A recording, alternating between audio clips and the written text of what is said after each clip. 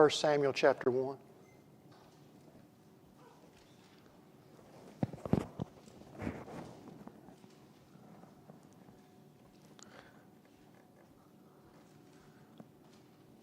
We'll begin in verse 1. It says, Now there was a certain man of Ramathaim Zophim of Mount Ephraim, and his name was Elkanah, the son of Jeroham, the son of Elihu, the son of Toho, the son of Zuph, an Ephrathite. And he had 2 wives. The name of the one was Hannah, and the name of the other Peninnah. And Peninnah had children, but Hannah had no children.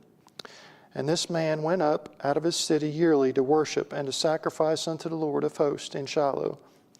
And the 2 sons of Eli, Hophni and Phinehas, the priest of the Lord, were there. And when the time was that Elkanah offered, he gave to Peninnah his wife and to all her sons and her daughters portions. But unto Hannah he gave a worthy portion, for he loved Hannah, but the Lord had shut up her womb. And her adversary also provoked her sore for to make her fret, because the Lord had shut up her womb.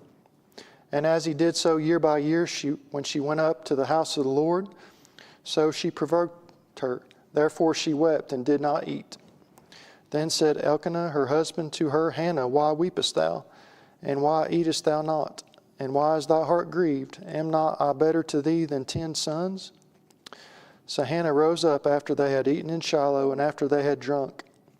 Now Eli the priest sat upon a seat by a post of the temple of the Lord. And she was in bitterness of soul, and prayed unto the Lord, and wept sore.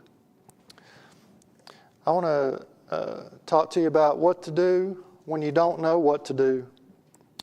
And I'm sure that all of us as Christians have went through all these feelings and all these things that Hannah has went through in this first chapter.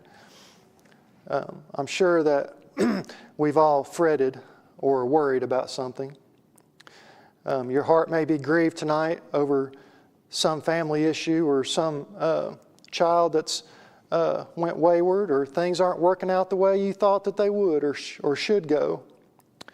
You may be in bitterness of soul and you don't know what to do.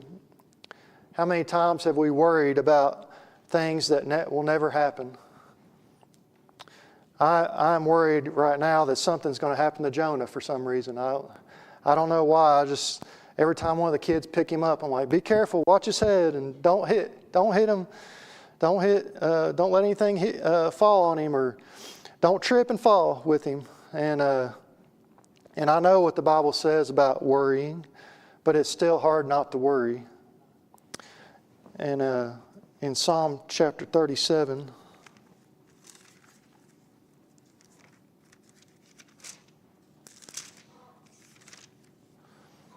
it says, Fret not thyself because of evildoers, neither be thou envious against the workers of iniquity. For they shall soon be cut down like the grass, and wither as the green herb.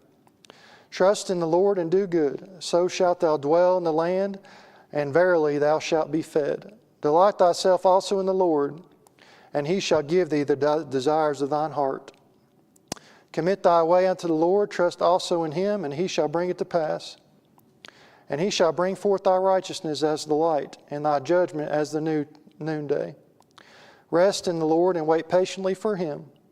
Fret not thyself because of him who prospereth in his way, because of the man who bringeth wicked devices to pass.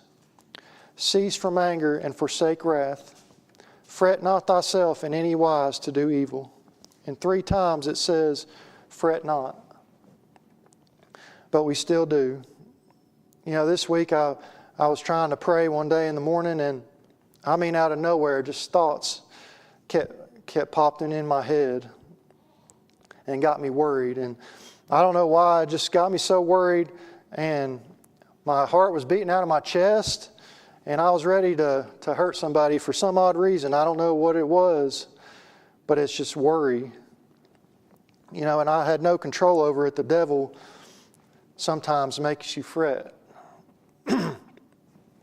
Like he did Hannah. In Proverbs 24:19, another place it says, Fret not thyself because of evil men, neither be thou envious at the wicked. I know that we all know these things, but we still worry. What are you going to do when your heart is grieved? You know, her husband, Hannah's husband, came to him and said, "Why is your heart grieved?" When your heart is grieved, your family knows about it, don't they? You're not your happy self, and your family can tell